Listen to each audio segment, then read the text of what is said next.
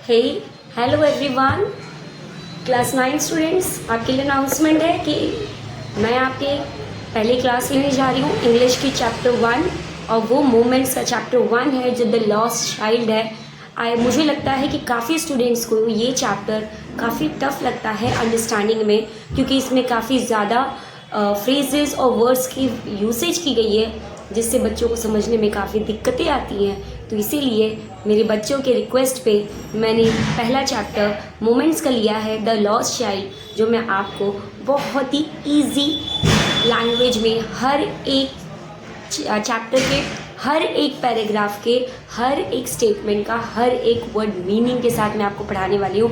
और एक और बेस्ट पार्ट इस बार ये है, मैं हर बार जब वीडियो क्लास लेती हूँ जब भी, तो हर बार कुछ नया ले आती हूँ।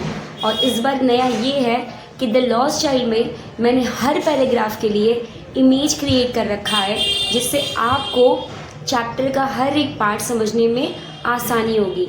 मतलब कॉन्टेक्स्ट के हिसाब से मीनिंग तो मैंने वर्ड्स की है, लेकिन साथ ही साथ मैंने इस बार इस चैप्टर के हर पैराग्राफ का एक पर्टिकुलर पिक्चर तैयार किया है, जिससे आपको अंडरस्टैंडिंग में काफ़ी मदद मिलेगी। ठीक है, सो चलिए स्टार्ट करते हैं।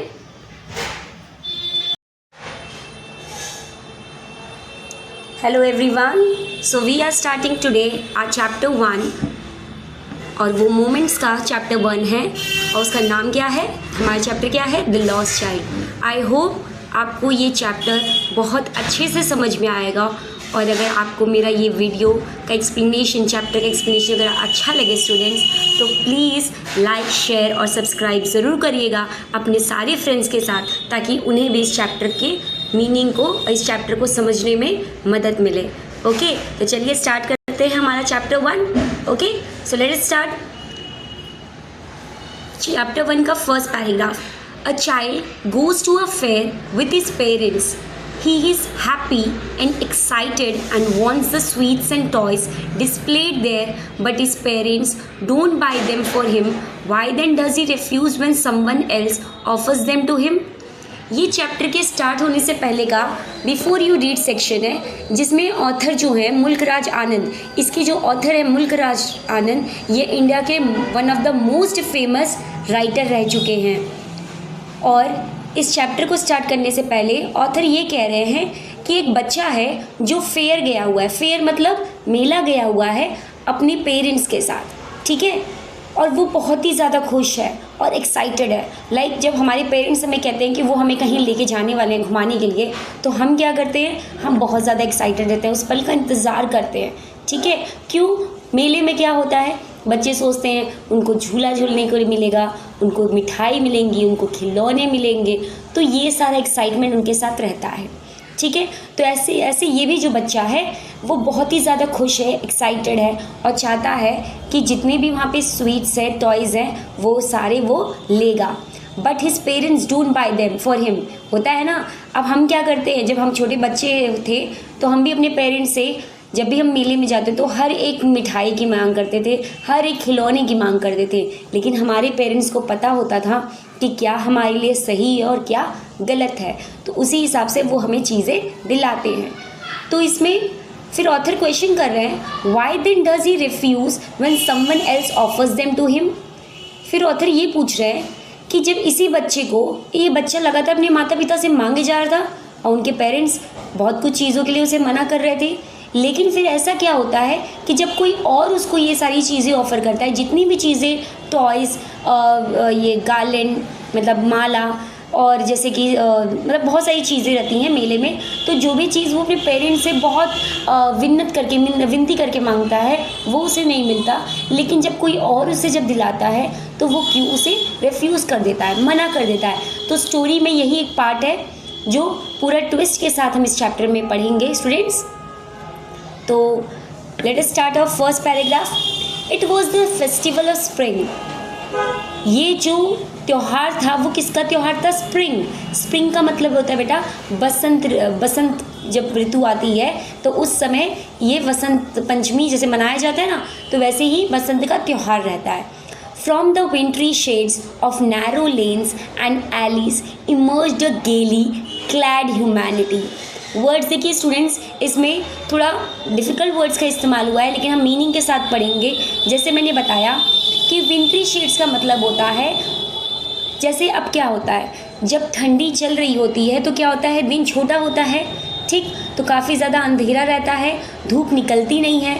तो जब आपका ये जो वसंत ऋतु आता है तो हल्की हल्की सी धूप देखने मिलती है, ठीक है, पूरा धूप नहीं आता है, तो कैसा रहता है, विंट्री शेड, मतलब हर जगह हल्का घना टाइप का रहता है, मतलब डल रहता है। जो रास्ते नैरो लेन्स, जो पतली पतली गलियां हैं, वो क्या हैं, अभी भी उतनी अच्छी तरीके से जैसे सर्दियों का अंधेरा होता है ना, जैसे सुनसान माहौल, सर्दियों का अंधेरा, जब गलियां ठंडी और उदासी भरी हो जाती है, क्यों, क्योंकि ठंड के वक्त कोई बाहर निकलना नहीं चाहता, इसीलिए। तो वैसे ये भी ऑथर जो है वो डिस्क्राइब कर रहे हैं कि ये समय जो था विंट्री शेड्स का था, मतलब काफ़ी ज़्यादा डल अपीयरेंस था विंटर का, ठीक। एंड एलिज इमर्ज्ड अ गेली क्लैड ह्यूमैनिटी। गेली का मतलब क्या है, मतलब लोग अब क्या कर रहे हैं, अब त्यौहार आया है तो ये त्यौहार के लिए लोग अपने घरों से, घर गलियों से निकल रहे हैं, ठीक है। और कैसे, गेली मतलब ब्राइट कपड़े में, ब्राइट कलर्स के ड्रेसेस में, चीयरफुल मतलब बहुत खुश होके, ब्राइटली, और क्लैड का मतलब होता है ड्रेस, तो बहुत ही खुश होके और ब्राइटली ड्रेस्ड करके वो लोग, ह्यूमैनिटी मतलब पीपल, तो सारे जितने भी लोग हैं सभी लोग अपने गलियों से क्या कर रहे हैं, नए नए कपड़े, ब्राइट कपड़े और खुशी के साथ पहन के त्यौहार के लिए, इस मेले के लिए घर से निकल रहे हैं। सम वॉक, कुछ चल के जा रहे थे, some rode on horses, others sat being carried in a bamboo and bullock carts. अब मेले में आपको पता ही है अलग अलग तरीके की व्यवस्था होती है, जैसे कुछ लोग चल कर जाते हैं, तो कुछ लोग घुड़सवारी कर रहे होते हैं, तो कुछ लोग बैम्बू के स्टिक पे, जैसे ये होता है ना, जैसे आपने देखा होगा वैष्णो देवी आप कभी गए होंगे तो लोग ऐसे ये रहते हैं, मतलब बैम्बू में करके उनको लिए रहते हैं जो बुजुर्ग होते हैं, तो वैसे कुछ लोगों को बैम्बूज में कैरी किया गया था जो उसमें बैठे हुए थे, और कुछ लोग बुलक कार्ट्स, जैसे गाँव में जो होता है जब वो लोग मेले में जाते हैं तो उनके यहाँ पे क्या होता है, बुलक कार्ट्स होता है, मतलब बैलगाड़ी, तो उसके थ्रू भी लोग जाते हैं।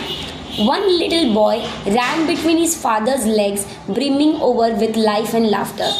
एक छोटा सा बच्चा है जो अपने पिता के पैर के बीच से, मतलब उनके पैर पकड़ के, उनके पैर के, मतलब छोटा सा बच्चा है तो उनके पैर के नीचे से निकल कर आ रहा है, जा रहा है, और क्या कर रहा है, brimming over with life and laughter. कहने का मतलब क्या है कि जो बच्चा है वो बहुत ज़्यादा खुश है, he is full of Joy, energetic और बहुत ज़्यादा खुश है। तो अपने, जैसे होता है ना बच्चा प्यार दिखाता है अपने पिता को, उसी तरीके से ये बच्चा भी क्या कर रहा है, खुशी के मारे अपने पिता के पैर के इधर उधर दौड़ रहा है। Clear, first paragraph of the page 1। Now let us move to the page 2। अब यहाँ पे मैंने स्टूडेंट्स आपके लिए पिक्चर बना रखा है।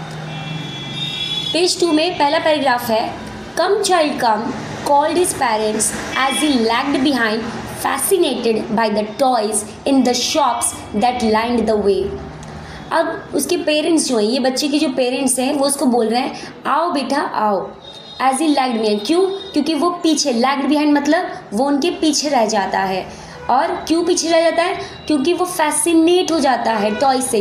फैसिनेट का मतलब आप जब किसी चीज़ को काफ़ी पसंद करते हैं और उससे आकर्षित होते हैं तो आप क्या होते हैं, उससे फैसिनेट होते हैं। फैसिनेटेड मतलब आकर्षित। तो ये बच्चा खिलौनों को देखकर fascinated by the toys in the shops that line the way, मतलब एक लाइन से दुकान लगी होती है जिसमें ढेर सारे अलग अलग दुकानों पे खिलौने रहते हैं, और ये बच्चा पीछे रह जाता है इन खिलौने के आकर्षण से। ठीक है, समझ में आया? आप पिक्चर में देख सकते हैं, लेफ्ट साइड की पिक्चर में आप देख सकते हैं कि बच्चा व्यस्त है खिलौने में, उसका ध्यान उसी में। तो अब पीछे से, और दूसरे पिक्चर में हम देख रहे हैं कि पीछे से उसके पेरेंट्स क्या कर रहे हैं, इसको बुला रहे हैं। He hurried towards his parents, his feet obedient to their call. अब उनके पेरेंट्स ने बुलाया, जैसे हमें अगर हम कहीं जाते हैं तो क्या होता है, अगर पीछे से आवाज़ देते हैं पापा मम्मी कि आ जाओ, तो हमें भी उनकी बात सुन के आगे बढ़ना होता है। तो वो भी जल्दी जल्दी वो खिलौने देख के वहाँ से निकलता है। His feet obedient to their call, feet obedient to the called मतलब अपने पेरेंट्स के कहे हुए अनुसार वो अपने पेरेंट्स को पीछे पीछे फिर से वापस से फॉलो करने लगा, मतलब पीछे पीछे जाने लगता है बिना हिचकिचाहट के। ठीक है, his I still lingering on the receding toys, उसकी आंखें अभी भी लिंगरिंग का मतलब होता है अभी भी उसी जगह उसकी निगाहें क्या हैं, टिकी हुई हैं। मतलब वो भले आगे चल रहा है लेकिन उसका नज़र कहाँ है, पीछे दुकान पर है। Lingering on the receding toys मतलब रिसीडिंग टॉयज, रिसीडिंग मतलब जो धीरे धीरे दूर होती जा रही हैं, धीरे धीरे क्या हो रही है, दूर होती जा रही हैं। तो वो जो खिलौने से वो धीरे धीरे दूर होते जा रहा है वो बच्चे से, क्योंकि वो आगे बढ़ रहा है अपने पेरेंट्स के साथ, तो वो पीछे मुड़ के अभी भी उसकी नज़र उन्हीं खिलौने पर टिकी है। समझ में आया students? As he came to where they had stopped to wait for him, he could not suppress the desire of his heart, even though he well knew the old cold stare of refusal in their eyes.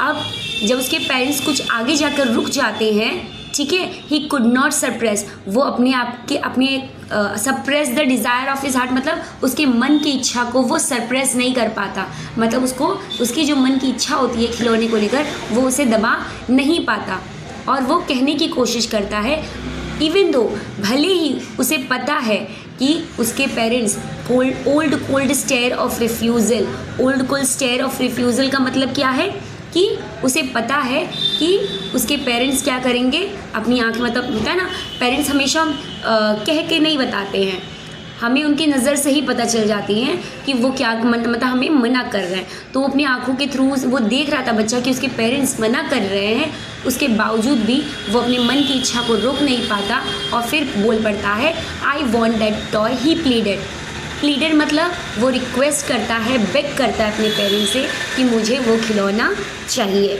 ठीक है, clear? Chapter के में paragraph wise जो बेटा picture दिखाया है आपको, दूसरे पिक्चर में आप देख रहे हो कि वो बच्चा कह रहा है कि उसे वो खिलौने चाहिए।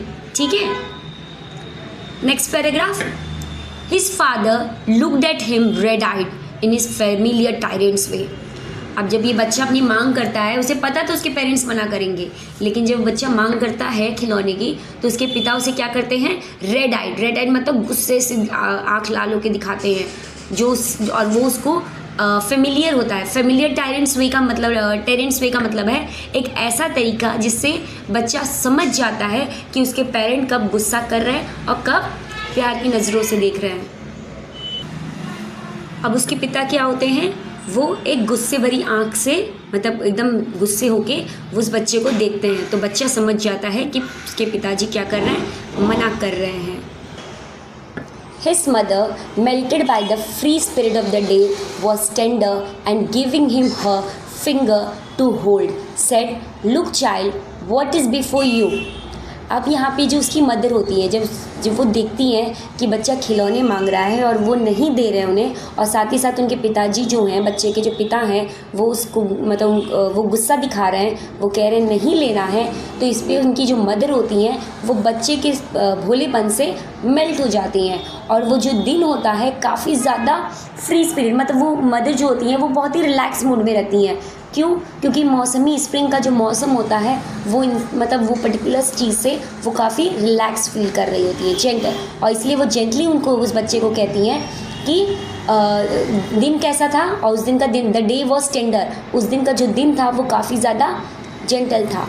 तो द मदर वॉज जेंटल, जो माँ जो थी वो काफ़ी जेंटल थी और लविंग, और वो क्या करती हैं उस बच्चे के, गिविंग हिम हर फिंगर। अब छोटे बच्चे को हम क्या करते हैं, जब उसको बुलाना होता है तो हम उसको फिंगर दे के हाथ करके प्यार से ले जाते हैं। उसका एक होता है ना, जैसे एक तरीका होता है, ज़रूरी नहीं है कि बच्चों को जो चीज़ मांग रहे हैं तो उनको दिया जाए, और नहीं दे पाने पर यह भी नहीं होता है कि हम उनको,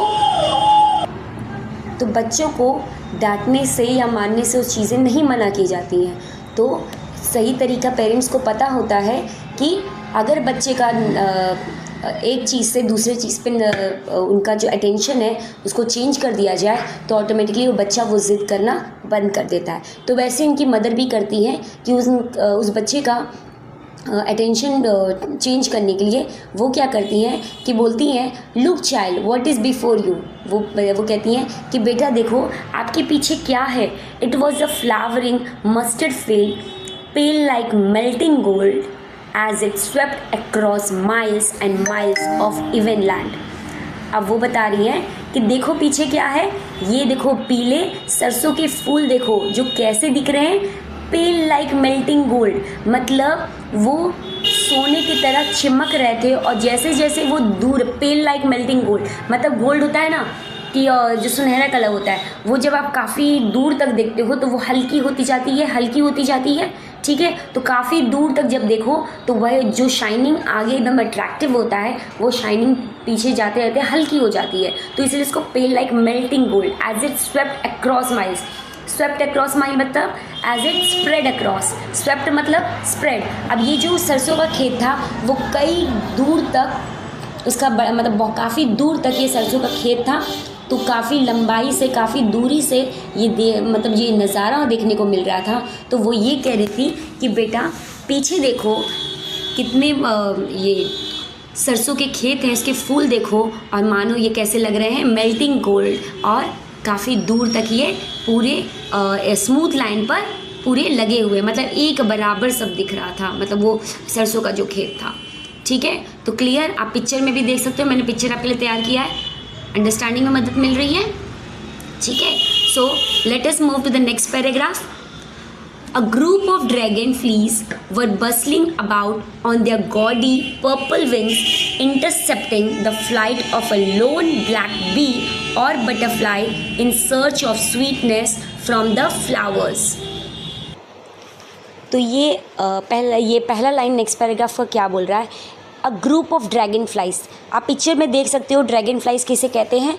तो ये ड्रैगन फ्लाइज पर्पल कलर का आप देख रहे हैं। क्यों इसको पर्पल मैंने कलर दिया है, पिक्चर क्यों ये दिया है, क्योंकि इस चैप्टर में इस पैराग्राफ में एक्सप्लेन किया गया है कि ये जो ड्रैगन फ्लाइज है इसके जो विंग्स है वो पर्पल कलर का है, ठीक है। और गॉडी का मतलब होता है ये जो पर्पल कलर का विंग्स है वो काफ़ी ज़्यादा ब्राइट है, जो किसी भी पर्सन का अटेंशन अट्रैक्ट कर सकता है, ठीक है। तो इसीलिए पहले इस ड्रैगन फ्लीस का ये एक उसका डिस्क्रिप्शन दिया है कि वो देखने में कैसा है, पर्पल विंग्स है, और गॉडी पर्पल विंग्स का मतलब होता है कि वो काफ़ी ज़्यादा शाइनी और अट्रैक्टिव है, ठीक है। तो a group of dragon fleas were bustling about on their gaudy purple wings, intercepting the flight of a lone black bee or butterfly in search of sweetness from the flowers. अब ये dragon fleece का एक झुंड है जो क्या कर रहा है, काफ़ी एनर्जी के साथ, ठीक है, काफ़ी एनर्जी के साथ और काफ़ी तेज़ी से वो क्या कर रहा है, यहाँ वहाँ मूव कर रहा है। और क्या कर रहा है, intercepting the flight. Intercepting the flight मतलब एक इंटरसेप्टिंग का फ्लाइट का मतलब है किसी के पाथ को रोकना।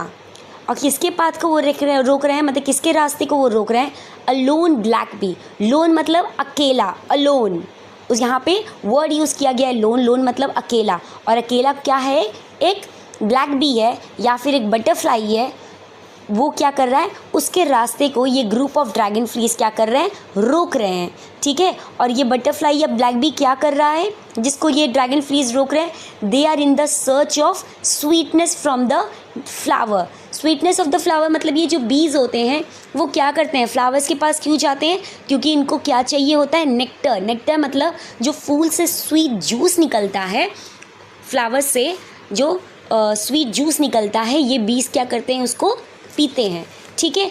तो ये जो बीज हैं या फिर बटरफ्लाइज हैं जो इस स्वीटनेस के सर्च में इस फ्लावर के पास यानी मस्टर्ड के फ्लावर्स के पास जो आए हैं, उनके रास्ते को ये ग्रुप ऑफ ड्रैगन फ्लीस रोक रहे हैं। क्लियर ये line, okay. The child follow them in the air with his gaze till one of them would still its wings and rest and he would try to catch it. अब picture में आप देख सकते हो कि सरसों का खेत है, उसमें ड्रैगन फ्लीस उड़ रहा है और ये बच्चा क्या कर रहा है, उसे पकड़ने की कोशिश कर रहा है। तो चाइल्ड फॉलोड देम, फॉलोड मतलब ये बच्चा फॉलो कर रहा था किसको, ड्रैगन फ्लीस को। फॉलोड मतलब पीछा कर रहा था एयर में, क्योंकि वो हवा में उड़ रहे थे, उनके पीछे पीछे वो बच्चा भी दौड़ के उन्हें पकड़ने की कोशिश कर रहा था। अब कब तक, जब तक वो ड्रैगन फ्लीस एक जगह, till one of them would still मतलब एक जगह रुक जाना, तो उनमें से जब तक कोई एक कहीं रुक कर रेस्ट ना कर रहा हो तब तक वो बच्चा भी पीछे पीछे दौड़ रहा होता है। And he would try to catch it, और जैसे ही वो ड्रैगन फ्लीस रुक जाता था वो तुरंत ही जाके उसको पकड़ने की कोशिश करता है। But it would go fluttering flapping up into the air, लेकिन जैसे वो बच्चा पकड़ने जाता है, फ्लटरिंग फ्लैपिंग का मतलब होता है कि विंग्स को, जब एक होता है ना कि जैसे भी हम एक छोटी सी जानवर जो उड़ती हुई जानवर होती है उसे पकड़ने जाते हैं तो वो इतने क्विक होते हैं कि हमारे हाथ लगने से पहले वो वहीं से तुरंत उड़ जाते हैं। तो फ्लटरिंग फ्लैपिंग का मतलब होता है moving wings quickly and lightly specially when flying, मतलब पंख हिलाते हुए हल्की उड़ान भरना। ये मैंने हिंदी में आपको लिख के दे दिया है मीनिंग में, पंख हिलाते हुए हल्की उड़ान भरना। तो जैसे ही वो बच्चा उसे पकड़ने जाता है वो ड्रैगन फ्ली फिर से तुरंत वहीं से उड़ान भर लेता है। ठीक है, when he had almost got caught in it in his hand, कब उड़ान भर लेता है, जिसे जब उसको लगता है कि बस वो पकड़े जाने वाला है उस बच्चे से, तब तक वो वहाँ से क्या कर जाता है, उड़ जाता है। Then his mother gave a cautionary call, फिर उसकी मदर जो होती हैं वो पीछे से कॉशनरी कॉल देती हैं। कॉशनरी कॉल का मतलब होता है जब हम किसी को एक रिमाइंडर देते हैं या वार्निंग, एक होता है ना जब हमें लगता है कि बच्चे को नुकसान पहुंच सकता है। ठीक है, जब हम चाहे हम मैं अपनी नज़र से कहूँ या आप अपनी नज़र से भी लेके चल सकते हो। फॉर एग्ज़ाम्पल, अगर एक बच्चा है जो मुझे लग रहा है कि उसको एक सेफ्टी की ज़रूरत है, मतलब उसे चोट ना लग जाए, उसे कुछ हो ना, तो पीछे से कॉशनरी कॉल हम देते हैं कि बेटा ध्यान से, बोलते हैं ना, जैसे आप भी होते हैं, छोटा कोई आपसे छोटा भाई या बहन होता है, अगर आपको लगता है कि वहाँ जाने से उसको कुछ चोट पहुँच सकती है या वहाँ से वो गिर सकता है, तो ऐसी कोई सिचुएशन पे आप क्या करते हो, अगले सामने वाले को, मतलब छोटे बच्चे को क्या करते हो, एक कॉशन कॉल देते हो, मतलब उसको एक केयर भरा, वार्निंग भरा एक आवाज़ लगाते हो। तो वार्निंग भरा या केयर से रिलेटेड जब हम किसी को बुलाते हैं तो उसे कॉशनरी कॉल कहते हैं। समझ में आया? तो क्या बोलती है mother, come child come on to the footpath. वो बच्चे को, जो बच्चा खेत में होता है, ड्रैगन फ्लीस का पीछा कर रहा होता है, वो उसको बोलती हैं कि बेटा आ जाओ फुटपाथ पे। फुटपाथ का मतलब आप समझते ही हैं कि ऐसा पाथ, ऐसा रास्ता जहाँ लोगों को चलने के लिए इस्तेमाल किया जाता है, मतलब वहाँ गाड़ियाँ नहीं चलती है, सिर्फ चलकर लोग जाते हैं, उसी को फुटपाथ कहते हैं। तो वो बच्चे को कहते हैं कि बेटा आ जाओ फुटपाथ पर। ठीक है, next paragraph. He ran towards his parents gaily and walked abreast of them for a while, being, however, soon left behind, attracted by the little insects and worms along the footpath that were teeming out from their hiding places to enjoy the sunshine. अब ये बच्चा क्या करता है, जैसे ही उसकी mother बुलाती है वो तुरंत ही खुशी, गेली मतलब चीयरफुल होके, ये बच्चा, गेली मतलब बताया था ब्राइट एंड चीयरफुल, तो ये बच्चा ब्राइटली एंड चीयरफुली क्या करता है, अपने पेरेंट्स के पीछे आ जाता है। And walked abreast of them for a while, तो वो कैसे आता है, अब्रेस्ट ऑफ देम का मतलब होता है कि उनके जस्ट बगल में तुरंत दौड़ के आ जाता है। लेकिन फिर क्या होता है, वाइल, उस समय तो वो आ जाता है, लेकिन बीइंग हाउएवर सून लेफ्ट बिहाइंड, वो दौड़ के उस समय तो साथ में आ जाता है उनके जस्ट बगल में। अब्रेस्ट ऑफ देम का मतलब है, ये मेरा यहाँ पे थोड़ा सा मिस्टेक हुआ है मीनिंग सेक्शन में, इसकी मीनिंग नहीं आई है, मीनिंग आप लिख सकते हो स्टूडेंट्स, इसका मतलब है जस्ट बगल में आ जाना, टू कम असाइड। ठीक है, असाइड ऑफ द पेरेंट्स, मतलब वो पेरेंट्स के साइड में आया बच्चा। हाउएवर, लेकिन फिर भी ये बच्चा सून लेफ्ट बिहाइंड, लेकिन जल्दी वो क्या होता है, फिर से वो बच्चा पीछे रह जाता है। क्यों पीछे रह जाता है, attracted by the little insects, क्यों, क्योंकि वो जो खेत के जस्ट बगल के फुटपाथ से जा रहा होता है वो बच्चा अभी भी वो छोटे इंसेक्ट से क्या हो रहा है, छोटे इंसेक्ट और वर्म से क्या हो रहा है, अट्रैक्ट हो रहा है, मतलब अभी भी वो उस चीज़ों से आकर्षित हो रहा है, अभी भी उसके मन में आ रहा है कि वो क्या करे, उसे पकड़ ले। तो insects and worms along the footpath that were teeming out of their hiding places to enjoy the sunshine. अब ये जो छोटे छोटे इंसेक्ट्स थे या वर्म्स थे, ठीक है, ये क्या कर रहे थे, ये फुटपाथ पर आ रहे थे, कैसे, दैट वर्ड टीमिंग आउट मतलब एक पूरे झुंड में, एक पूरे ग्रुप में बाहर आना। ठीक है, टीमिंग आउट का मतलब है काफ़ी भारी मात्रा में बाहर आना।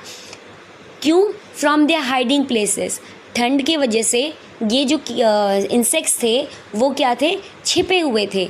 लेकिन जब सनशाइन आता है, जब होता है ना ठंडी में, जब हल्की सी भी धूप दिखती है, तो हमारा भी इच्छा होता है ना कि उस धूप को हम बाहर बैठ के उसका आनंद लें। तो वैसे ये भी जो इंसेक्ट्स होते हैं जो काफ़ी टाइम से किसी जगह पे हाइड हुए रहते हैं ठंड से बचने के लिए, जैसे सनशाइन आता है तो ये सारे पूरे एक लार्ज नंबर्स में बाहर आके सनशाइन का मज़ा लेने के लिए बाहर आते हैं। और ये बच्चा इन्हीं ग्रुप ऑफ इंसेक्ट्स को बाहर आते देख के उससे क्या हो जाता है, अट्रैक्ट होता है। तो उसकी नज़र उसी पर रह जाती है, जिसकी वजह से ये बच्चा फिर अपने पेरेंट्स से पीछे रह जाता है।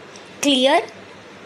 कम child come, his parents called from the shade of a grove where they had seated themselves on the edge of a well. ठीक है, he ran towards them. अब इसके पेरेंट्स फिर से, अब ये पीछे बच्चा रह गया तो इसके पेरेंट्स फिर से इसको बुलाते हैं कि बेटा आ जाओ, आओ। ठीक है, और वो कहाँ से बुलाते हैं, from the shade of a grove. Shade of a grove का मतलब होता है एक एक मतलब पेड़ का जो छोटा सा झुंड होता है, मतलब जहाँ पे कुछ मात्रा में पेड़ इकट्ठे रहते हैं। ठीक है, तो उसको ग्रोव कहते हैं। और जहाँ पे पेड़ इकट्ठे रहते हैं तो वहाँ पे क्या होता है, शेड रहता है, मतलब पेड़ का छाँव रहता है। तो उसी छाँव में इसके पेरेंट्स बैठे रहते हैं और उस पेड़ के जस्ट बगल में क्या होता है, वेल रहता है, मतलब कुआं रहता है। तो उस कुएं के किनारे उस पेड़ के नीचे उसके पेरेंट्स बैठकर उस बच्चे को बुलाते हैं। ठीक है, और ही रैन टूवर्ड्स देम, और उनके पेरेंट्स के बुलाते ही ये बच्चा उनकी तरफ दौड़ पड़ता है। A shower of young flowers fell upon the child as he entered the grove and forgetting his parents he began to gather the raining petals in his hands. अब जब ये बच्चा दौड़ के, ठीक है, जब ये बच्चा दौड़ के अपने पेरेंट्स के पास जाता है तो जैसे ही वो जाता है तो पेड़ पर से एक शावर होता है। शावर का मतलब एक होती है हल्की सी बारिश होती है।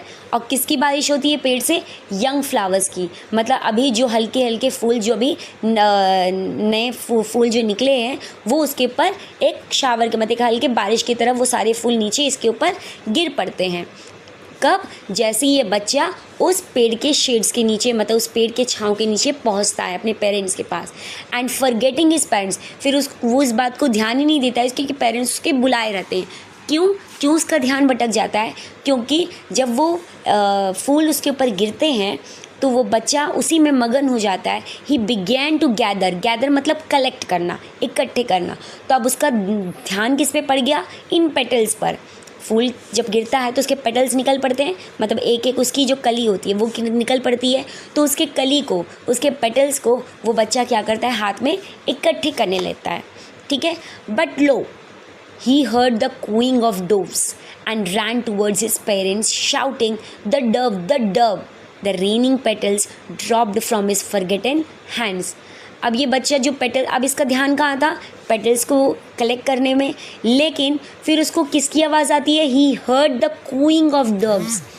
कूइंग ऑफ डव्स का मतलब होता है, कूइंग ऑफ डव्स का मतलब क्या होता है, मतलब मीठी आवाज़, जो कबूतर, डव्स मतलब कबूतर, तो कबूतर की मीठी आवाज़, सॉफ्ट सी आवाज़ इस बच्चे को सुनाई देती है। और वो तुरंत अपने पेरेंट्स के पास फिर उसको उस कबूतर के प्यारे से आवाज़ सुनकर ये बच्चा फिर अट्रैक्ट हो जाता है उन कबूतरों से, उन डव से, और फिर अपने पेरेंट्स के पास दौड़ पड़ता है और उनको चिल्लाते। होता है ना, कोई चीज़ हम एक अचानक काफ़ी दिन के बाद देखे होते हैं तो हम काफ़ी ज़्यादा एक्साइटेड होकर उसका चिल्ला के उसको बोलने लगते हैं कि देखो देखो मम्मा, देखो देखो पापा, ये है। तो ऐसे ये भी बच्चा बोलता है कि पापा मम्मा देखो देखो कबूतर, देखो कबूतर। तो ऐसे ये भी बच्चा बोलता है। The raining petals dropped from his forgotten hands.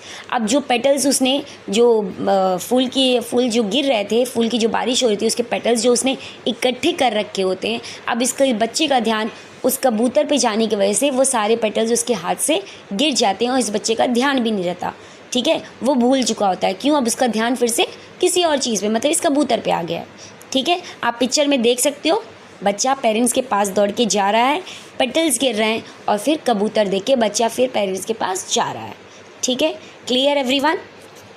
Now next, come child come, they called to the child who had now gone running in wild capers round the banyan tree and gathering him up they took the narrow, winding footpath which led to the fair through the mustard fields. ये paragraph का description मैंने picture में दे रखा है, इससे आप समझ सकते हो।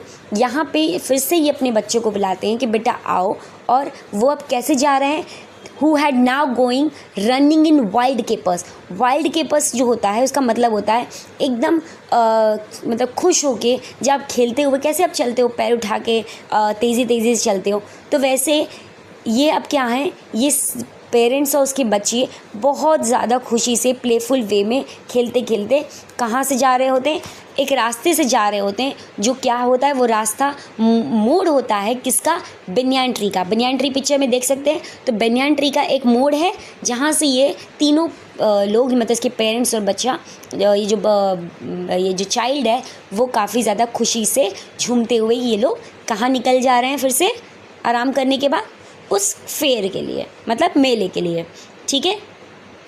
And gathering him up they took the, जब वो इकट्ठे तीनों हो जाते हैं, ठीक है, तो वो कहाँ पहुँचते हैं, एक नैरो वाइंडिंग फुटपाथ, मतलब एक पतली सी फुटपाथ आप देख रहे हैं। जब ये तीनों लोग साथ हो जाते हैं तो एक नैरो यानी पतला रोड देख सकते हैं, पतला रोड है, और क्या है, वाइंडिंग फुटपाथ। वाइंडिंग फुटपाथ का मतलब होता है आपका स्मॉल कर्व्ड पाथ, एक हल्की सी मोड़ जो होती है, ठीक है। तो वो पाथ आप देख सकते हो, पिक्चर में देख सकते हैं, वही बता रहा है, ठीक है।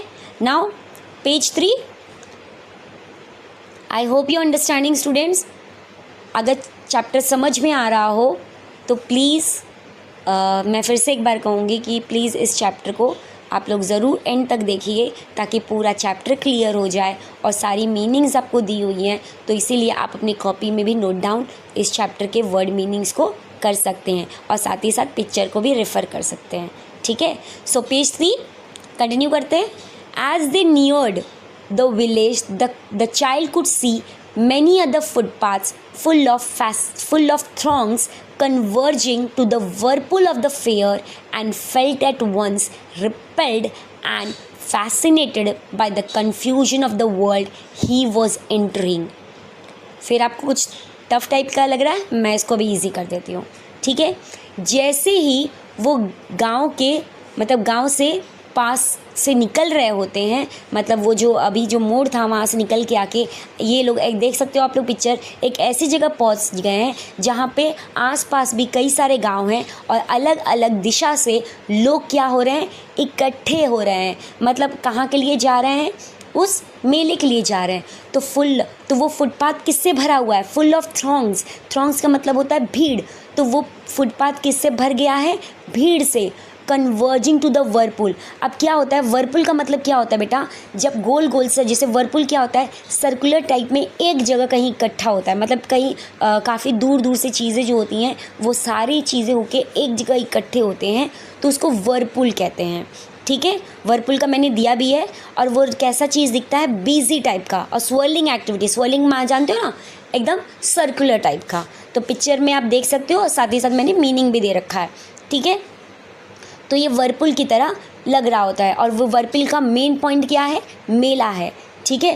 कन्वर्ज मतलब कहाँ लोग पहुँच रहे हैं, ये सारी भीड़ कहाँ जाके पहुँच रही है, मेले पर पहुँच रही है। And felt at once repelled and fascinated, और एक पल के लिए ऐसा लगता है कि ये कैसी दुनिया में हम एंटर करने जा रहे हैं। मतलब आज ये ठंड की वजह से जो गलियाँ सुनसान थी, लोग घरों में थे, आज एक अचानक इतना लंबा भीड़ देख के ऑथर भी इसमें बोल रहे हैं कि जैसा लग रहा है कि एक अलग दुनिया में हम एंटर कर रहे हैं। तो इसी को लेके एक मन में कन्फ्यूजन आ रहा है कि ये कैसी दुनिया है, तो वैसा वो इमेजिनेशन कर रहे हैं। A sweetmeat seller hawked, next picture में आप देख सकते हैं, a sweetmeat seller hawk मतलब एक मिठाई वाला, स्वीट मीट मतलब एक मिठाई वाला जो सेलर मतलब बेचने वाला, तो मिठाई बेचने वाला हॉक कर रहा है। हॉक मतलब जब कोई सेलर कोई चीज़ को बेचता है तो वो उसे क्या कहता है, एडवर्टाइज़ करता है, उसको चिल्लाता है, बोलता है, वो जो भी चीज़ें बेच रहा होता है। तो वैसे ही एक मिठाई वाला क्या हो रहा है, वो चिल्ला रहा होता है, गुलाब जामुन, रसगुल्ला, बर्फ़ी, जलेबी। और ये कहाँ पे है ये दुकान, at the corner of the entrance, मतलब मेले का जो एंट्रेंस है, एंट्रेंस मतलब जो अंदर जाने का जो गेट है, उसके जस्ट कॉर्नर पे एक दुकान मिठाई वाली लगी होती है और वहाँ पे मिठाई वाला चिल्ला रहा होता है गुलाब जामुन, रसगुल्ला, बर्फ़ी, जलेबी। वो मतलब अपनी मिठाइयों का एडवर्टाइज़ कर रहा होता है कि लोग आएँ और उसे ख़रीदें, ठीक है। And the crowd press round his counter at the foot of an architecture of many colored sweets decorated with leaves of silver and gold. Don't get confused students. ये कह रहे हैं कि जो भीड़ होती है ये बच्चे को भीड़ कहाँ पहुँचा देती है, इस दुकान के जस्ट सामने, ठीक है। और वहाँ वो बच्चा क्या देखता है, आर्किटेक्चर का मतलब होता है एक बिल्डिंग की तरह, एक डिज़ाइन की तरह। और वो डिज़ाइनिंग जो आर्किटेक्चर आप देख सकते हो, मिठाई कैसे रखे हैं, एक फुल ऑफ अरेंजमेंट के साथ रखा है ना। तो स्वीट्स एक बहुत ही ज़्यादा ब्यूटीफुल वे में अरेंज किया गया है ताकि वो काफ़ी ज़्यादा अट्रैक्टिव लगे, कलरफुल लगे, क्योंकि अलग अलग तरह की मिठाई है तो अलग अलग मिठाई के कलर्स भी हैं। तो बिल्डिंग की तरह उस मिठाई को सजाया गया है। आर्किटेक्चर इसलिए आर्किटेक्चर बुलाया, आर्किटेक्चर मतलब बिल्डिंग की तरह उस मिठाई को उस मिठाई वाले ने क्या किया है, सजा रखा है और अलग अलग कलर्स को अलग अलग रखा है, जिससे बच्चा क्या हो रहा है, अट्रैक्ट हो रहा है, ठीक है। और उसको उसने किससे डेकोरेट किया है, जैसे हम कहते हैं ना सिल्वर लगा होता है बर्फ़ियों पर, तो सिल्वर और गोल्ड लीव्स का उस पर डेकोरेशन किया गया है, ठीक है। The child stared open eyed and his mouth watered for the burfi that was his favourite sweet. अब ये बच्चे का फेवरेट क्या था, इस बच्चे का फेवरेट बर्फ़ी था। तो जब ये बच्चा उस दुकान पे बर्फ़ी देखता है तो उसकी आंखें ओपन आइड हो जाता है। स्टेड मतलब एक टक देखना, और ओपन आइड मतलब बड़ी आंखों से, खुली आंखों से बस उसकी एक ही जगह नज़र टिकी हुई थी, और वो किस पे टिकी हुई थी, बर्फ़ी पे। क्यों इस बच्चे का वो फेवरेट मिठाई क्या था, बर्फ़ी था, ठीक है। I want that barfi, he slowly murmured. अब उसको पता था कि उसके पेरेंट्स नहीं लेंगे, तो वो हल्की आवाज़ में ही गिड़गिड़ाता है, मुझे वो बर्फ़ी चाहिए। तो वो हल्की आवाज़ में बोलता है। But he half knew as he begged that his plea would not be heeded because his parents would say he was greedy, so without waiting for an answer he moved on. अब यहाँ पे बच्चे ने क्या किया, हल्की आवाज़ में बड़बड़ाया। क्यों कि उसको आधा अच्छे से, बट ही हाफ न्यू, उसको आधा तक कंप्लीट पता था कि वो कितना भी मतलब गिड़ाएगा, विनती बेग्ड मतलब विनती करेगा, लेकिन उसके इस प्ली मतलब उसके इस विनती को नहीं सुनी जाए। हीडेड मतलब उसकी सुनवाई नहीं होगी, उसकी बात सुनी नहीं जाएगी। और फिर से उसके पेरेंट्स क्या बोलेंगे कि वो क्या हो रहा है, ग्रीडी हो रहा है, मतलब उसको इतना ज़्यादा लालच नहीं करना चाहिए। सो बिना उनके जवाब के उस बच्चे को ये भी पता होता है कि उसके पेरेंट्स मना कर देंगे, लेकिन फिर भी बच्चे अपने मन को रोक नहीं पाता है, वो हल्की आवाज़ में ही बोलता है। उसको पता है उसके पेरेंट्स मना करेंगे, इसीलिए बिना उनका जवाब जाने वो आगे निकल पड़ता है, ठीक है। A flower seller hawked a garland of gulmohar. फिर एक फ्लावर सेलर मतलब एक फूल बेचने वाला वो चिल्ला रहा होता है। क्या चिल्ला रहा है, ये देखिए गुलमोहर का, देखिए आप पिक्चर में देख सकते हो, नीचे है गुलमोहर के ये माला, गुलमोहर का माला। तो बच्चा जो होता है वो अपने आप को इररेसिस्टिबली ड्रॉन का मतलब होता है बच्चा अपने आप को रोक नहीं पाता, ठीक है। बच्चा अपने आप को क्या करता है, रोक नहीं पाता है। फुल्ली स्ट्रांगली वो क्या करता है, उस पर उसका नज़र गड़ा होता है, वो अपने आप को रोक नहीं पाता है और वो उसको देखता है, ठीक है, जब वो फूल वाला चिल्ला रहा होता है, ठीक है। He went towards the basket where the flowers lay heaped and half murmured. अब भी बच्चा गुलमोहर के माला से क्या हुआ, अट्रैक्ट हो रहा था। तो अट्रैक्ट होने के बाद ये बच्चा क्या करता है, वो अपने आप को रोक नहीं पाता है और वो तुरंत ही वहाँ उस क्या कहते हैं, ये फूल बेचने वाले के बास्केट के पास चला जाता है। और वो बास्केट में फूल कैसे हैं आप देख सकते हो पिक्चर में। वो बास्केट में जो फूल हैं वो काफ़ी ज़्यादा हीप मतलब उस पर काफ़ी ज़्यादा ढेर में, मतलब एक कोई चीज़ें एक के ऊपर पाइल्ड फॉर्म में रखा हो, एक के ऊपर ढेर में, देख रहे हो आप पिक्चर में है कि ढेर में फूल रखा हुआ है। तो उस बास्केट का जो ढेर है जिसमें फूल रखा हुआ है वो उसके पास जाता है और फिर से हल्की सी हाफ मरमट मतलब हल्की सी आवाज़ में फिर से वो बोलता है आई वॉन्ट दैट गार्लैंड, मुझे वो माला चाहिए। लेकिन फिर भी but he well knew his parents would refuse to buy him those flowers because they would say that they were cheap. उसको अच्छे से फिर भी पता, ही वेल न्यू, उसको अच्छे से पता था कि उसके पेरेंट्स उसको मना करेंगे, रिफ्यूज़ करेंगे कि वो फ्लावर्स नहीं लेने हैं।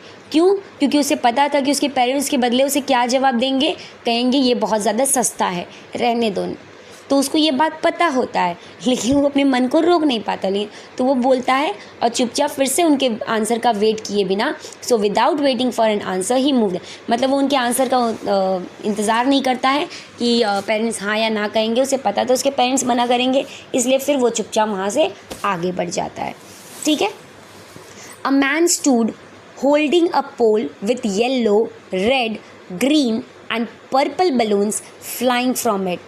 फिर आगे जब बच्चा जाता है तो एक पर्सन होता है स्टूड होल्डिंग अ पोल, एक पर्सन है, हम नेक्स्ट पिक्चर में देख सकते हो, एक पर्सन है जो एक पोल मतलब एक लंबी सी डंडी लेकर खड़ा है जिस पे क्या है, yellow, red, green and purple colour के क्या हैं, बलून्स हैं जो हवा में उस पोल से कनेक्टेड हैं और हवा में लहरा रहे हैं। The child was simply carried away by the rainbow glory of their silken colors and he was filled with an overwhelming desire to possess them all। अब ये जो बच्चा था उसको ये पूरी जैसे रेनबो कलर्स, अब ये कलर्स पूरे जितने कलर्स थे ये रेनबो कलर्स को इंडिकेट कर रहे थे। ठीक है, तो वो बच्चा जो था इसके ग्लोरी से, इसके चमक से वो काफ़ी ज़्यादा अट्रैक्ट हो गया था। And he was filled with an overwhelming desire. Overwhelming desire मतलब अब उसके अंदर एक बहुत ही स्ट्रॉन्ग विश आ जाती है, क्या कि अब उसको चाहिए वो, अब वो अपने आप को रोक नहीं पाता है। तो उसके अंदर एक वो ओवरवेलमिंग डिज़ायर, कि उसके अंदर क्या डिज़ायर है, क्या उसके अंदर इच्छाई है कि वो क्या करे, वो सारे टू पोजेस देम ऑल, मतलब वो सारे कलर्स के बलून के जो कलर्स थे जो रेनबो को इंडिकेट कर रहे थे वो चाह रहा था कि वो सारे पोजेस देम ऑल मतलब सब ले ले और क्या सारे बलून्स ले ले। बट ही वेल न्यू, अभी फिर से यही बात हो रही है, लेकिन फिर भी उसको अच्छे से पता है कि his parents would never by him the balloons, उसके पेरेंट्स के लिए कभी ये गुब्बारे नहीं लेंगे, क्योंकि फिर अब वो क्या कहेंगे, they would say he was too old to play with such toys. वो इससे खेलने के लिए, अब वो बच्चा मतलब वो जानता था कि उसके पेरेंट्स बोलेंगे कि बेटा आप बड़े हो गए हो, ये खिलौने ये बलून आपके खेलने की उम्र नहीं है, तो उसको पता था कि ये कह के उसके पेरेंट्स उसको मना कर देंगे। तो बिना उनके फिर से जवाब जाने ही वॉकड ऑन फार्दर, वो फिर और दूर आगे निकल आता है। ठीक है, understood. Next paragraph.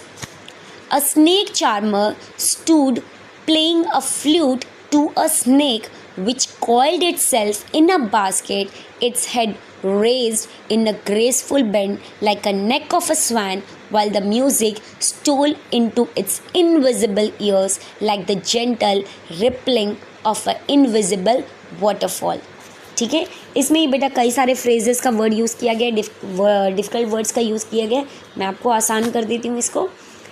Snake charmer मतलब जो सांप को लेके बीन बजाता है जो बंदा, जो पर्सन, उसकी वो क्या कर रहा है, एक जगह फ्लूट लेके खड़ा है और क्या कर रहा है, वो फ्लूट किसके सामने कर रखा है, बजा रहा है वो एक सांप के पास, एक स्नेक को, और वो स्नेक क्या है, एक बास्केट में कॉइल्ड हुआ है। पिक्चर में देख सकते हो कि ऐसे कॉइल्ड हुआ है, और कॉइल्ड होने के बाद उसका जो हेड है, its head raised in a graceful bend, उसका जो हेड है वो एक ग्रेसफुल वे में मतलब एकदम से अटेंशन वे में क्या है, बेंड है।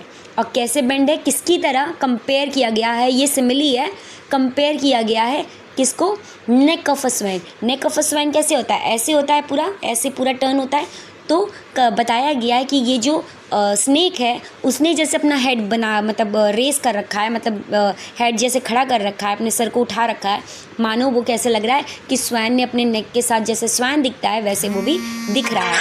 ठीक है, और while the music stole into its invisible ears like the gentle, अब उसी समय जो वो बीन की जो आवाज़ थी, जो म्यूज़िक थी, वो क्या हो रही थी, उस स्नेक के इनविजिबल ईयर्स। क्यों बोला इनविजिबल ईयर्स? क्या हम सांप के कान हम किसी को दिखते हैं? नहीं ना, तो वो कान उसके हैं नहीं, लेकिन उसके बावजूद भी वो जो बीन की आवाज़ थी वो क्या कर रही थी, उसके मतलब वो सुन सकता था, और सुन के वो जो सांप था वो क्या हो रहा है, जो स्नेक है वो क्या हो रहा है, उसमें मगन हो जा रहा था। ठीक है, और मगन हो रहा था जैसे एक आवाज़ होती है, जैसे इसमें एक्सप्लेन किया हुआ है, gentle rippling of a invisible waterfall.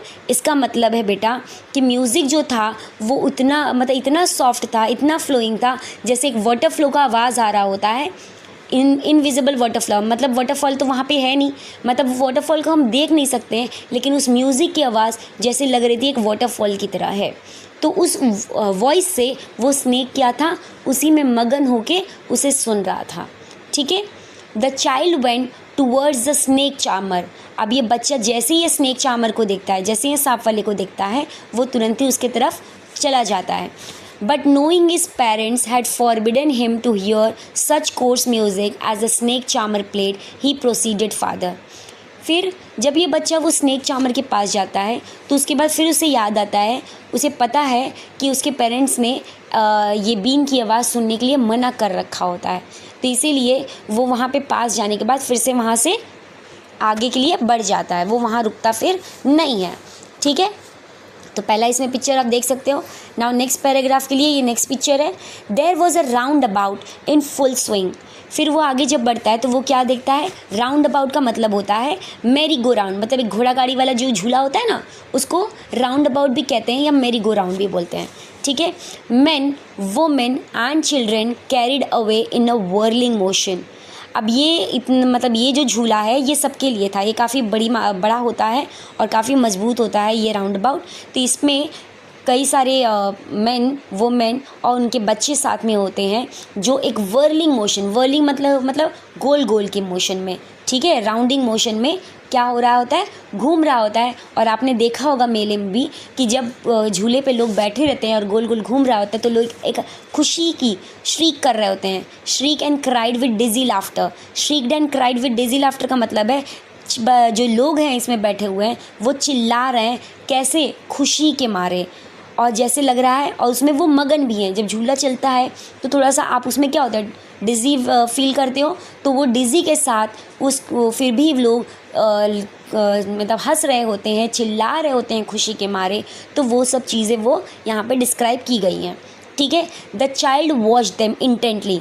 अब इस बच्चे की नज़र उस पर चली जाती है, वो इस सब चीज़ों से भी अट्रैक्ट हो जाता है राउंड अबाउट्स पे।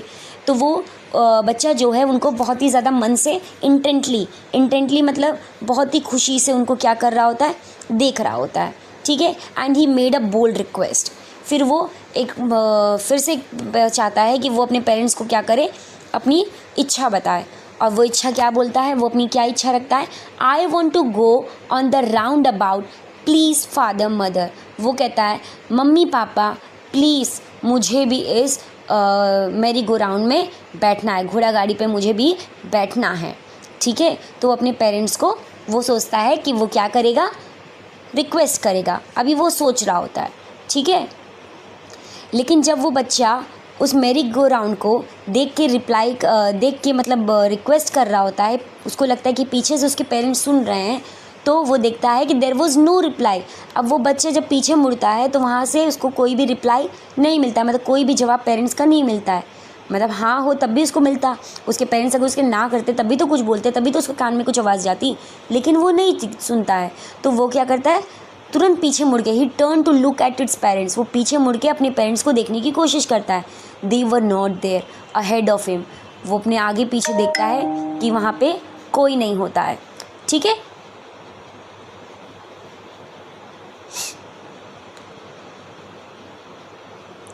ही looked behind, there was no sign of them.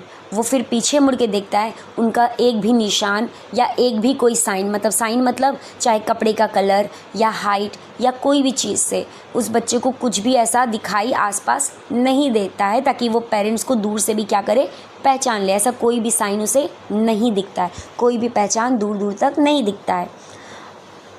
पहला पिक्चर ये। नेक्स्ट पिक्चर के लिए मैंने आपको दिखाया है A full deep cry rose within his dry throat, and with a sudden jerk of his body, he ran from where he stood, crying in real fear, "Mother, father." अब ये बच्चा पूरी ज़ोर से, पूरे गले से पूरा एकदम से तेज़ आवाज़ चीख निकलती है, और एक बैग मतलब एक अचानक ये बच्चा क्या होता है, हिल जाता है, मतलब वो डर जाता है ये बच्चा, और जहाँ से खड़ा होता है वहाँ से तुरंत वो घूम के निकलता है और रोने लगता है। एक सच मतलब इस बार ये बच्चा क्या था, कम्प्लीटली सच में डर गया होता है, और डरने के बाद ये बच्चा काफ़ी रो रहा। क्यों डर गया? क्योंकि अब वो बच्चा जाएगा कहाँ, पेरेंट्स थे नहीं वहाँ पे, तो वो डर गया पूरा, और डरने के बाद वो चिल्लाने लगा, "मदर, फादर, मम्मी, पापा।" Tears roll down from his eyes, मतलब आंसू उसके बस नीचे बहते, आँखों से आंसू नीचे बहते जा रहे थे, और वो डर भी धीरे धीरे क्या हो रहा था, पूरा मतलब उसके डर भी मतलब धीरे धीरे क्या होती, बढ़ती चली जा रही थी। अब ये जो बच्चा है वो उसकी आंसू बहते जा रही हैं, और बस आंसू निकले ही जा रहे हैं आँखों से, रोल डाउन होते जा रहा है। अब ये बच्चा क्या है, बहुत ही ज़्यादा हॉट एंड फियर्सी का मतलब अब रो रो के उसकी आंखें पूरी, मतलब उसकी चेहरा जो है पूरा क्या हो गया है, लाल हो गया है। उसका जो फेस है पूरा क्या है, पूरा लाल हो गया है। His flushed face was convulsed with fear. अब उसका पूरा शरीर थर थर काँपने, कन्वल्स्ड विथ फियर का मतलब पूरा वो डर से काँपने लगता है। Panic stricken he ran to one side first. फिर उसके बाद वो जब कम्प्लीटली डर जाता है और अब कंफ्यूज है कि वो कहाँ जाए कहाँ नहीं जाए।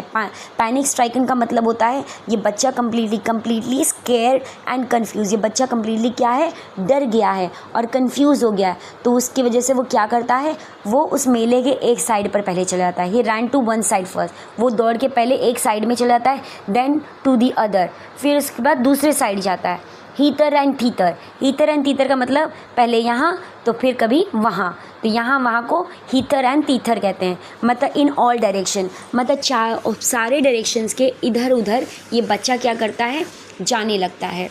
ठीक है। Knowing not way to go, अब उसको ये पता ही नहीं है कि उसको जाना कहाँ है, तो इसलिए फिर वो चिल्लाता है। ही वेल्ड, मतलब वो फिर बच्चा रो के चिल्लाने लगता है, "मम्मी, पापा।" His yellow turban came untied with his clothes became muddy.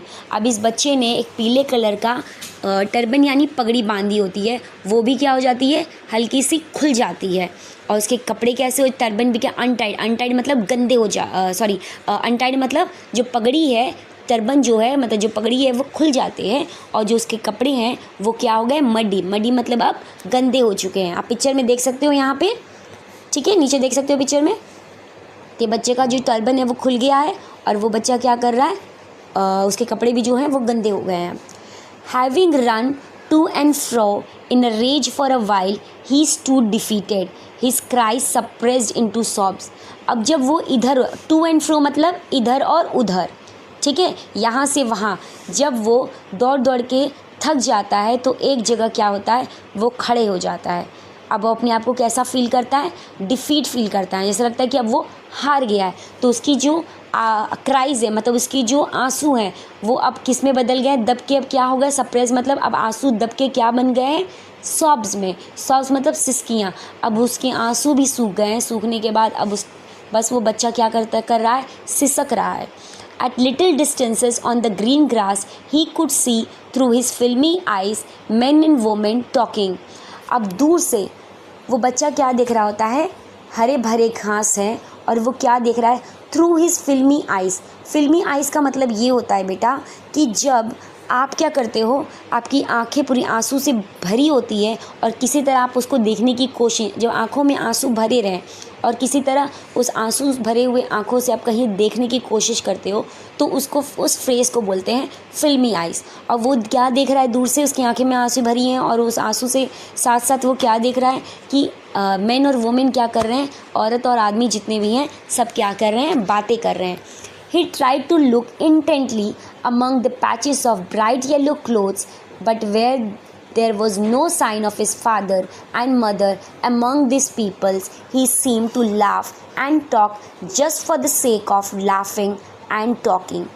अब वो इंटेंटली मतलब पूरी कोशिश करके, मतलब हर एक चीज़, हर एक लोगों में एक पहचान ढूंढता है कि शायद कोई साइन दिख जाए कि उसके पेरेंट्स हैं, तो वो पूरा इंटेंटली मतलब एक लगातार क्या है, वो बच्चा लगा हुआ है, क्या लगा हुआ है, ढूंढने में लगा हुआ है कि काश इसी भीड़ में उसके माता पिता क्या हों, उसे दिख जाए।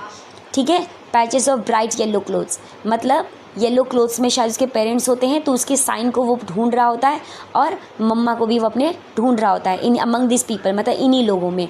हु सीम टू लाफ, अब ये जो दूर से जिन लोगों को देख रहा होता है वो बातें कर रहे होते हैं, हंस रहे होते हैं, तो उसी के बीच में वो देख रहा होता है कि काश उसके माता पिता भी हंसते और बात करते हुए उसी लोगों में दिखाई दे पड़े। He ran quickly again, this time to a shrine to which people seem to be crowding. अब वो इस बार फिर से दौड़ के फिर से वो यहाँ से क्या करता है, दौड़ पड़ता है। और इस बार वो कहाँ दौड़ पड़ता है, श्राइन के पास। श्राइन मतलब एक मंदिर, एक टेम्पल, जैसे जो जहाँ पे पाठ पूजा होती हैं, ठीक है। तो वैसे श्राइन के पास ये बच्चा जहाँ पे वहाँ शायद एक मंदिर होगी जहाँ पे ये बच्चा दौड़ पड़ता है, ठीक है। तो वहाँ दौड़ के वो क्या कर रहा है, देखता है कि वहाँ काफ़ी भीड़ है, तो उसको लगता है कि हो सकता है उसी भीड़ में उसके पेरेंट्स उसको मिल जाए। क्राउडिंग मतलब काफ़ी भीड़, क्राउड मतलब भीड़, तो उस भीड़ में जहाँ वो बच्चे को काफ़ी ज़्यादा लोगों का भीड़ दिखाई दिखता है, वो उसी भीड़ में दौड़ पड़ता है अपने पेरेंट्स को ढूंढने के लिए। Every little inch of space here was congested, मतलब इतना कंजेस्टेड था ये प्लेस मतलब इतना भीड़ था कि ज़रा सा भी जगह नहीं थी। लेकिन but he ran through people's legs, अब वो छोटा बच्चा था, चलने के लिए जगह नहीं थी, तो वो क्या कर रहा था, जो लोग थे उनके पैरों के बीच में से ये बच्चा क्या कर रहा था, दौड़ रहा था। ठीक है। His little sob lingering mother father, और अभी भी ये बच्चा जब नीचे ढूंढ रहा है, मतलब नीचे लोगों के पैर के नीचे से दौड़ दौड़ के जा रहा है और अपने पेरेंट्स को ढूंढ रहा है, तो ढूंढते हुए वो अभी भी सिसक रहा है। ठीक है।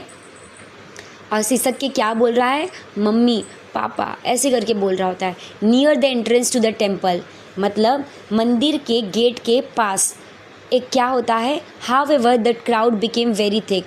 अब होता है ना, जब मंदिर के गेट तक लोग पहुंच जाते हैं तो भीड़ क्या होता है, और ज़्यादा हो जाए। वेरी थिक मतलब ये भीड़ क्या हो गई, और बेहिसाब हो गई। मैन होजिल ईच अदर, होजिल JOSTLED, इसका प्रोनाउंसिएशन बेटा होजिल्ड होता है और इसका मतलब होता है धक्का मुक्की। अब क्या होता है, जब बेहिसाब भीड़ होती है तो लोग क्या करते हैं, जो आदमी होते हैं वो क्या करते हैं, एक दूसरे को धक्का मुक्की कर रहे होते हैं। Heavy man with flashing murderous eyes and hefty shoulders, अब वो डिस्क्राइब किया गया है कि उस भीड़ में कैसे लोग हैं, काफ़ी लंबे चौड़े, काफ़ी फ्लैश, मतलब जो आंखें हैं लोगों की वो उस बच्चे को कैसे लग रही है, काफ़ी डरावनी लग रही है, और उनके जो शोल्डर्स हैं वो काफ़ी हेफ्टी हैं। हेफ्टी मतलब काफ़ी ज़्यादा हट्टे कट्टे हैं। ठीक है। मतलब बिग एंड स्ट्रॉन्ग शोल्डर्स, मतलब ऐसे इंसान जो फिजिकली काफ़ी लंबे होते हैं और काफ़ी तगड़े होते हैं।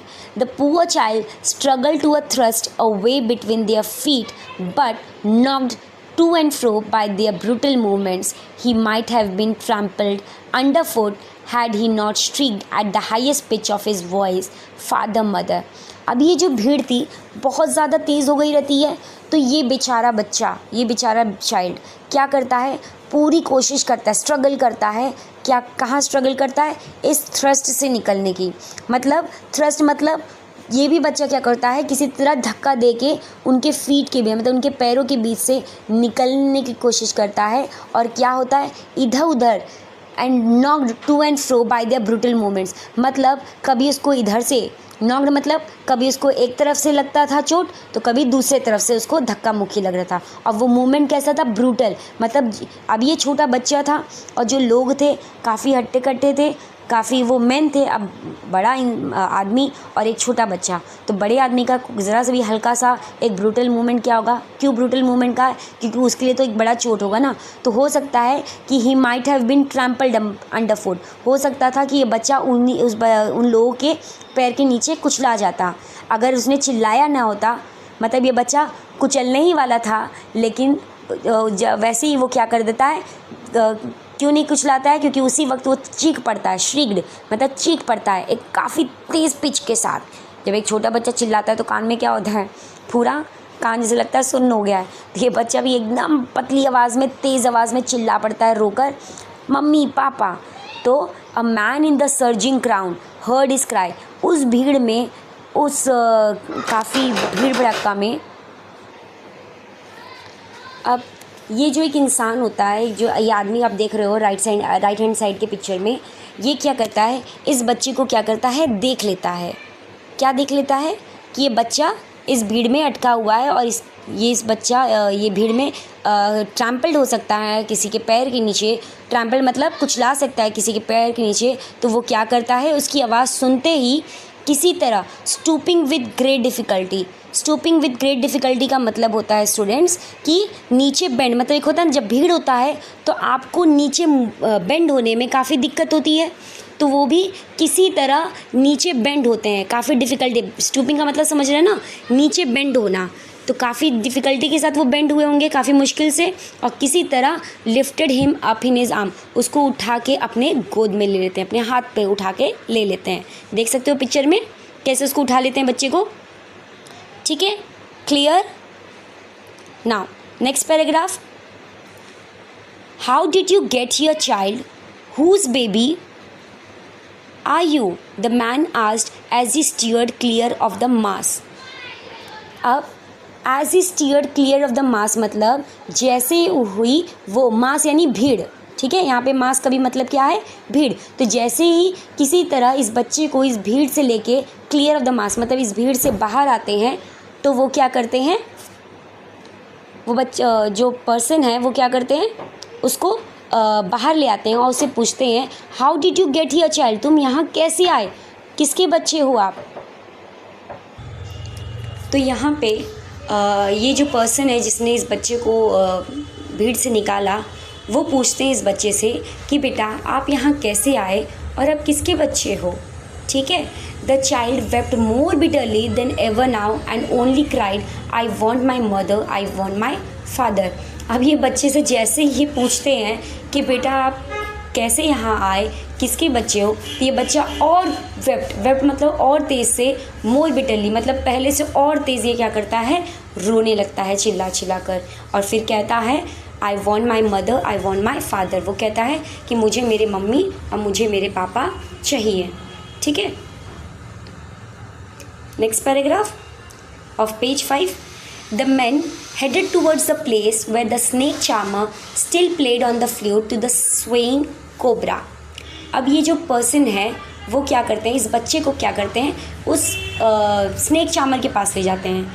ये स्नेक चार्मर कौन था, वही था जहाँ पे ये बच्चा इसके पहले जब अपने पेरेंट्स के साथ था अट्रैक्ट हुआ था। तो वही स्नेक चार्मर अभी भी क्या कर रहा होता है, बांसुरी बजा रहा होता है, अपना बीन बजा रहा होता है, और कोबरा क्या कर रहा होता है, जो स्नेक होता है वो क्या कर रहा होता है, स्वे कर रहा होता है, स्वे मतलब झूम रहा होता है। तो ये बच्चा आगे ये जो मैन है वो क्या करते हैं, इसको उसी जगह लेकर जाते हैं और कहते हैं listen to that nice music child, he pleaded. वो बच्चे से प्लीडेड मतलब रिक्वेस्ट करते हैं, वो बोलते हैं कि बेटा देखो कितना प्यारा म्यूज़िक है, सुनो इसे। But the child shut his years, जब उसको वो कहते हैं कि बेटा सुनो तो वो क्या करता है, but the child shut his years with his fingers and shouted his double pitched strain, I want my mother, I want my father. तो ये बच्चा क्या करता है, वो किसी तरह रिक्वेस्ट कर रहे होते हैं, उसको शांत करा रहे होते हैं कि एक शांत करा के इस स्नेक चार्मर के पास ले जाते हैं, म्यूज़िक सुना रहे होते हैं। लेकिन अब ये बच्चा क्या है, अपनी कान को बंद कर लेता है, जैसे वो बोलते हैं कि बेटा सुनो, वो अपनी कान को अपनी उंगलियों से क्या कर देता है, बंद कर देता है। अब बंद करने के बाद क्या होता है, वो फिर और डबल पिच्ड में मतलब और एकदम चीख, डबल चीख में फिर तेज़ से चिल्लाने लगता है कि मुझे मेरी मम्मी चाहिए, मुझे मेरे पापा चाहिए। The man took him near the balloons. अब फिर उसको, अब वो उस मैन को, उस पर्टिकुलर पर्सन को पता नहीं था ना कि उसके पेरेंट्स कौन है, तो फिर उसको पहले वो चाहते थे कि वो बच्चा पहले शांत हो, तो इसलिए वो क्या करते हैं, फिर वो क्या करते हैं, बलून वाले के पास ले जाते हैं। Thinking the bright colours of the balloons would distract the child's attention and quieten him. वो ये सोच के उस बलून वाले के पास ले जाते हैं कि सोचते हैं कि हो सकता है ये गुब्बारे के ब्राइट कलर्स जो हैं, मतलब अलग प्यारे प्यारे जो कलर्स हैं, रेनबो कलर्स हैं, हो सकता है इस गुब्बारों को देखकर बच्चे का जो अटेंशन है वो क्या हो जाएगा, डिस्ट्रैक्ट मतलब ध्यान हट जाएगा और वो क्या हो जाएगा, शांत हो जाएगा। तो इसकी वजह से वो बलून वाले के पास ले जाते हैं। Would you like a rainbow coloured balloon, वो उससे पूछते हैं कि बेटा ये रेनबो कलर वाला बलून चाहिए, मतलब ढेर सारा कलर वाला बलून सबको चाहिए। ही परसुएसली आस्क्ड, वो बहुत ही प्यार से और रिक्वेस्ट करके उससे पूछते हैं कि चाहिए बेटा आपको। The child turned his eyes from the flying balloons and just sob, I want my mother, I want my father. अब ये जो बच्चा था वो अपनी आंखें जो उसको दिखा रहे होते हैं, अब उसको वो देखना ही नहीं है। इसके पहले उसे बलून बहुत कर चाहिए, मतलब बहुत ही इच्छा हो रही होती है जब पेरेंट्स के साथ रहता है कि उसे चाहिए। लेकिन अब ये पर्सन इसको जब लेकर जा रहे हैं, उसको कह रहे हैं कि बेटा ये बलून्स लोगे, तो ये बच्चा क्या कहता है, वो अपनी आंखें वहाँ से क्या कर लेता है, मोड़ लेता है। जो बलून सामने होते हैं उससे तुरंत ही नज़र मोड़ लेता है और फिर सिसकने लगता है। जस्ट स्टॉप, बस सिसकते जा रहा था कि मुझे मेरे मम्मी चाहिए, मुझे मेरे पापा चाहिए। ठीक है, देख सकते हो कि स्नेक चार्मर के पास लेकर गए हैं, तभी ये बच्चा क्या कर रहा है, अब बलून वाले के पास भी ले गए हैं तो ठीक है। The man still trying to make the child happy, लेकिन ये जो पर्सन है, ये जो मैन है, अभी भी कोशिश कर रहे हैं कि ये बच्चा किसी तरह पहले हंसे, पहले खुश हो जाए। ठीक है, तो ये पर्सन जो है इसको अभी भी खुश करने की कोशिश कर रहे हैं। ठीक है, तो bore him to the gate where the flower sellers are. अभी इसको क्या करते हैं, फिर इस बच्चे को हंसाने के लिए ये क्या करते हैं, उस फेयर के गेट पे, मतलब एंट्रेंस गेट पे पहुंचते हैं जहाँ पे फूल वाला बैठा होता है, और उसको उससे अट्रैक्ट कराने की कोशिश करते हैं और कहते हैं, look can you smell those nice flowers child, would you like a garland to put round your neck. अब वो कहते हैं कि बेटा देखो कितनी अच्छी खुशबू है ये फ्लावर्स की, और क्या तुम ये माला गले में पहनना चाहोगे, गार्लैंड मतलब माला, और पुट राउंड योर नेक मतलब गले में। तो वो कहते हैं क्या तुम ये माला गले में पहनना चाहोगे। ठीक है, तो ये बच्चा क्या करता है, the child turned his nose away. अब नोज़ क्यों इधर कर देता है, क्यों, क्योंकि उसने क्या कहा था, उस पर्सन ने उसको, उस मैन ने क्या कहा था कि उसकी महक को लेने के लिए। तो इस महक को लेने के लिए उसने क्या किया, अपने नोज़ को यहाँ टर्न कर लिया कि नहीं, उसको स्मेल नहीं लेना। क्यों नहीं लेना, क्यों, क्योंकि उसको क्या चाहिए था, रीट्रेट मतलब फिर से वो बच्चा रिपीट किए जा रहा था, सॉब किए जाता, मतलब सिसक रहा था, फिर से सिसकने लगा, फिर से रोने लगा और फिर कहने लगा, I want my mother, I want my father, मुझे मेरे मम्मी चाहिए, मुझे मेरे पापा चाहिए। ठीक है, next paragraph, page 6 and the last paragraph, thinking to humor his disconsolate charge by a gift of sweets, the man took him to the counter of the sweet shop. अब उसको लगता है कि अच्छा ठीक है, उसे लगता है कि चलो हो सकता है कि मिठाई से बच्चा मान जाए, तो वो ट्राइंग टू मेक समवन, जब किसी को आप खुश करने की कोशिश करते हो, थोड़ा अच्छा फील कराने की फील करते हो, तो उसको ह्यूमर कहते हैं, thinking of humour, thinking to humour. ठीक है, तो वो सोचता है कि चलो इस बच्चे को क्या करते हैं, बच्चा काफ़ी डिस्कंसोलेट है, डिस्कंसोलेट मतलब काफ़ी दुखी है और कंफर्ट नहीं हो रहा। डिस्कंसोलेट चार्ज मतलब जब वो कंफर्ट नहीं हो रहा, चार्ज मतलब इस पर्सन ने उसका केयर करने का जिम्मा उठाया है अब, तो वो सोचता है कि इस बच्चे को चलो अब फिर से इसको क्या करते हैं, थोड़ा सा कंफर्ट फील कराते हैं। कैसे, इसको गिफ्ट के मतलब इसको क्या मैं मतलब उसने सोचा कि चलो अब इसको मिठाई खिलाते हैं। तो क्या करता है मैन, उसको फिर से उस काउंटर, जिस काउंटर पे वो चाह रहा था बर्फ़ी खाना, ठीक है, उसी काउंटर में ही मैन उसको ले जाता है। उसको पता नहीं होता कि वो बच्चा वहाँ पे आया होता है पहले भी, तो उस काउंटर पे वो स्वीट के काउंटर पे ले जाता है और कहता है, what sweets would you like child, he asked. वो पूछता है कि बेटा इनमें से कौन सा मिठाई आप खाना पसंद करोगे। तो the child turned his face from the sweet shop and only swept. अब उसने देखने के लिए कहा कि बेटा बताओ इसमें से कौन सा मिठाई खाना है। तो बच्चा क्या करता है, अपने फेस को ही टर्न कर लेता है और टर्न करके फिर सिसकने लगता है, I want my mother, I want my father. वो फिर सिसक के कह रहा होता है कि मुझे मेरी मम्मी चाहिए, मुझे मेरे पापा चाहिए। This is the end of the chapter class. तो पूरे चैप्टर में आपने देखा, मैं एक शॉर्ट समरी देती हूँ कि पूरे चैप्टर में आप लोगों ने क्या देखा कि एक बच्चा है जो वसंत ऋतु का त्यौहार होता है, उसमें ये बच्चा वसंत ऋतु का जो त्यौहार में जो मेला लगता है उसमें जाने के लिए बड़ा खुश होता है, अपने पेरेंट्स के साथ जाता है, पूरे रास्ते भर वो एंजॉय करता है, मस्टर्ड फील्ड को एंजॉय करता है, ड्रैगन फ्लाइज के पीछे दौड़ने में एंजॉय करता है, डव देखता है, काफ़ी चीज़ों को वो एंजॉय करता है। जब फेयर पे यानी मेले पे जब वो पहुंचता है, मिठाई देखता है, उसे मिठाई खाने का मन करता है, खिलौने लेने का मन करता है। तो इसका जो मतलब जो भी चीज़ इसके अंदर की इच्छा जागृत होती है वो अपने पेरेंट्स से कहता है लेने के लिए, ठीक है। लेकिन उसको पता होता है कि उसके पेरेंट्स नहीं लेंगे, तो वो अपने मन को दबाकर आगे बढ़ता जाए, लेकिन फिर भी उसके अंदर एक खुशी तब भी रहती है। और बाद में जब मैरी गो राउंड के पास जब ये बच्चा अकेले पड़ जाता है, इसके पेरेंट्स नहीं रहते हैं पीछे, ये वहाँ पे लॉस्ट हो जाता है, मतलब वहाँ पे जब ये बच्चा वहाँ पे गुम हो जाता है, तो फिर उसके बाद ये बच्चा काफ़ी ज़्यादा डर जाता है, कंफ्यूज हो जाता है कि अब इसका क्या होगा, क्योंकि इसको तो कुछ पता ही नहीं है कि इसके पेरेंट्स का, इसकी बस नज़र इधर उधर घूम रही होती है, ये अपने पेरेंट्स को ढूंढ रहा होता है, बस चिल्ला कर रोए जा रहा होता है, और पेरेंट्स को हर जगह अपने पेरेंट्स का एक साइन ढूंढ रहा होता है कि काश उसके पेरेंट्स का कोई एक साइन दिख जाए, लेकिन फिर उसे नहीं मिलता। तो फिर वो श्राइन पे जाता है, श्राइन यानी मंदिर के पास जाता है, और वहाँ पे भी काफ़ी भीड़ होती है। उस भीड़ के बीच में वो बच्चा ढूंढने की कोशिश करता है कि काश किसी बहाने उसके पेरेंट्स का कोई एक साइन वहाँ पे दिख जाए, कि वहाँ पे उसको दिखाई दे, तो इसी उम्मीद से वो वहाँ जाता है, लेकिन फिर भी नहीं मिलता है, और उसी भीड़ में वो कुचला ही जाने वाला होता है, जबकि वो कुचलने ही वाला होता है।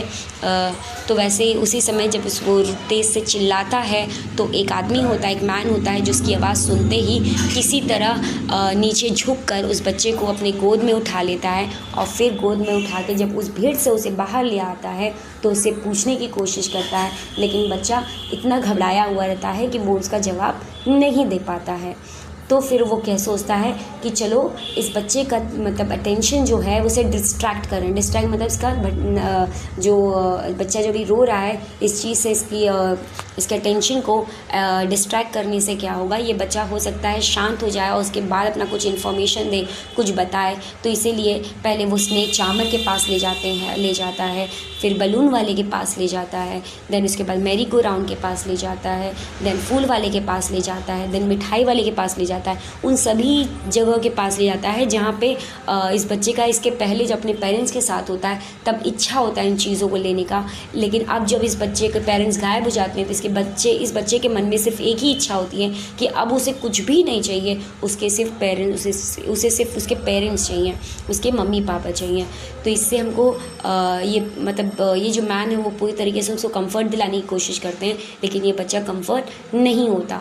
तो ये पूरे चैप्टर से हमने ये समझा कि हमारे लिए बाकी चीज़ों से इम्पॉर्टेंट हमारे पेरेंट्स होते हैं, जिसको हम अपना सब कुछ मानते हैं।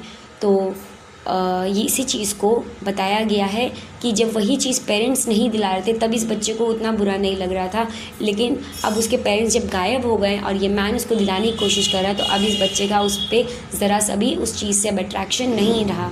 अब उसके लिए उसकी पूरी दुनिया और सब कुछ उसके लिए उसके कौन थे, पेरेंट्स थे, और उसको अब क्या चाहिए था, सिर्फ उसके पेरेंट्स चाहिए थे। ठीक है, तो क्लास आई होप आपको ये आज का क्लास समझ में आया हो। ये चैप्टर काफ़ी बड़ा था और मैंने पूरी कोशिश की आज पूरा चैप्टर एक बार में मैं ख़त्म कर दूं, क्योंकि 3 पार्ट में आता तो आपको भी चैप्टर के कंटिन्यूएशन पार्ट में प्रॉब्लम होती। तो इसीलिए मैंने पूरे चैप्टर को अच्छी तरीके से एक एक वर्ड करके आपको बेटा समझाया। पिक्चर भी मैंने आपके लिए क्रिएट किया। तो मैं उम्मीद करती हूँ कि ये मेरे पिक्चर आइडियाज़ से, हर पैराग्राफ के पिक्चर आइडिया से और मेरे हर पैराग्राफ के हर स्टेटमेंट के वर्ड से मैंने फ्रेजेस के मैंने मीनिंग भी इसमें प्रोवाइड कर दी है। तो आप चाहें तो इस वीडियो लेक्चर को वापस से रिपीट करके सारा वर्ड मीनिंग्स आप लिख सकते हो, जिससे आगे जाके आपको इस चैप्टर को समझने में आसानी होगी। मुझे पता है कि काफ़ी बच्चों को ये चैप्टर काफ़ी इजी है, लेकिन इस चैप्टर के जो वर्ड्स और फ्रेजेस हैं बच्चों को समझने में प्रॉब्लम आती है। तो मैं उम्मीद करती हूँ कि इस बार आपको ये चैप्टर समझ में आ रहा होगा। ठीक है, तो अगर आपको क्लास मेरा ये समझाया हुआ ये चैप्टर मतलब अच्छे से समझ में आया हो, तो मेरा एक रिक्वेस्ट है आपसे, kindly like, share, comment and subscribe. Thank you so much. Bye bye class 9 students, best of luck.